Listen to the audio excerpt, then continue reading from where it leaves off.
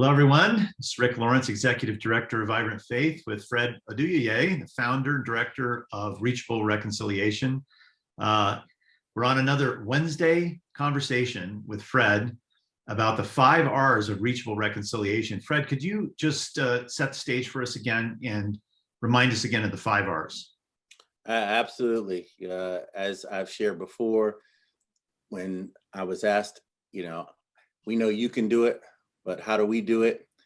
We've spent some time trying to develop a model that makes it easy for any individual or team to learn how to have the conversations that they wouldn't normally have or be afraid of having. And so we try to make it really simple. And there's just 5 R's that we focus on, which is react, reflect, repair, reach, and then relationships. And of course, relationships is the continuous thread for building the bridge. Yeah. So when we were talking before, and I said, it suddenly occurred to me that first R of react, it's in the whole discipleship realm. You want to get away from reacting. Like if you're going to be a mature adult or a mature follower of Jesus, you want to stop reacting and start responding. That's how we normally think of mature people. And yet here you have reacting as one of the first things we have to embrace, actually, and honor. I'd love for you to talk a little bit about that. Yeah, sure. I mean, reactions are normal, right? All of us react depending on whatever the circumstance or situation is. But I think the challenge becomes, how do we not dismiss the reactions of somebody else? Because I think we're inclined to only consider our own reactions from what we think or know, or the reference points that we have, but we don't take the time to consider why someone else reacted the way that they do. There was a funny, I thought about this time I went to go visit a stereo place, and I've got a Toyota Tundra with the lift, and I got to have some sound, all right? I'm urban, Rick. I got to have some sound.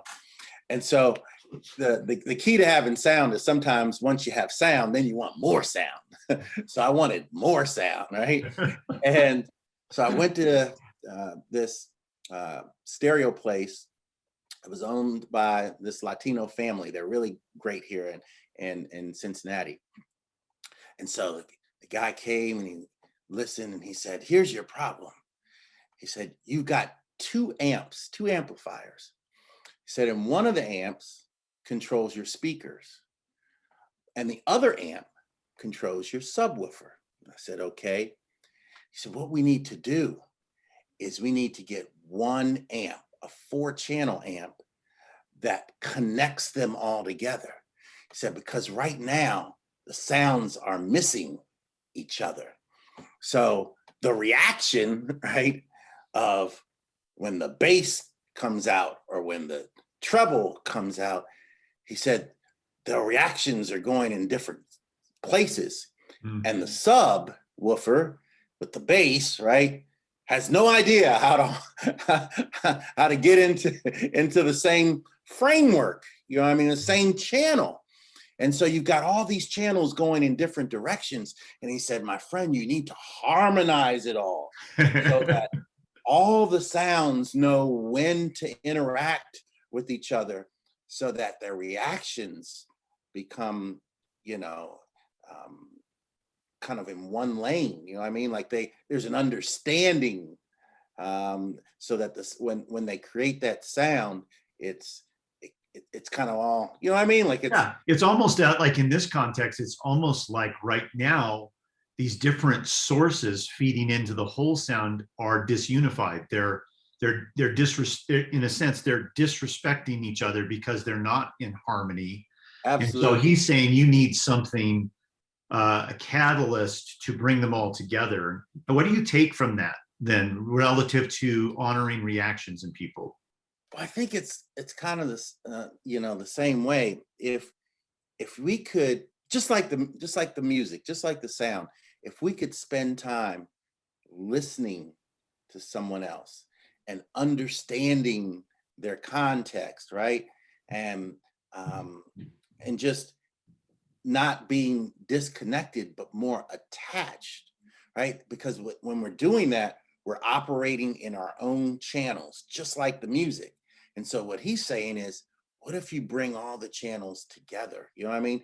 What if we were operating in one lane so that yeah, the interaction becomes different? Because if if I spend time listening to you, then I have a better understanding of why you react the way that you do.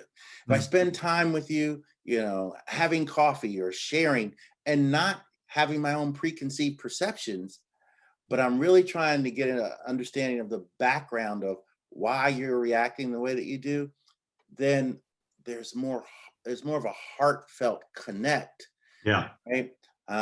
Where, you know, what matters to you matters to me. Now we become one sound, right? Yeah.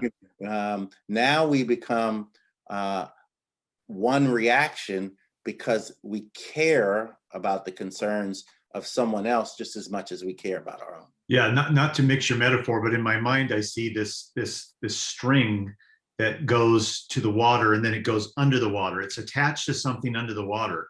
And it's almost like instead of disregarding the string or treating it as a nuisance, you grab it and you start pulling on the string until you surface what's underneath the surface, and then it's out there. So now the reaction, you've pulled on the reaction until you get to what it's attached to in a kind of a way, right? Absolutely. Yeah. I mean, so if I'm pulled over, quote unquote, driving while black, and I wasn't speeding, I didn't have a headlight out, I didn't make a wrong turn, I didn't disobey the rules of the law, right? But I was just pulled over just to be pulled over, and it bothered me. But for someone else, they kind of shrugged their shoulders and said, whatever, it's no big deal, that's on you. Well, that's two different channels, you know?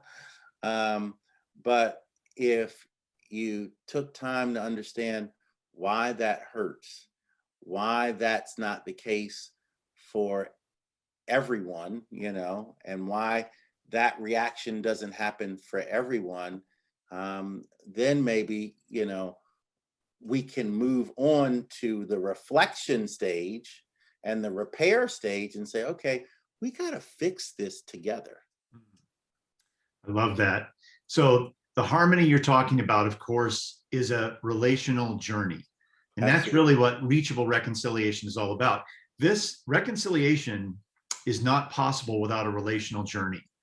And so we'll give everyone some information and ways to connect for how they can start engaging you in the process of a relational journey in their own context so that reconciliation can actually happen. Because I love the first word in reachable reconciliation. I think that's what really sets your approach apart, Fred, is you're aiming for a process that actually people can reach. And the only way that happens is if it's a relational process guided by someone who can help along the journey.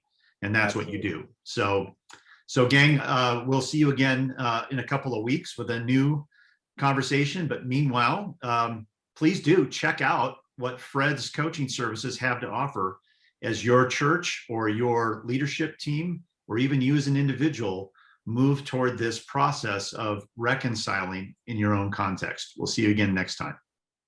Thanks.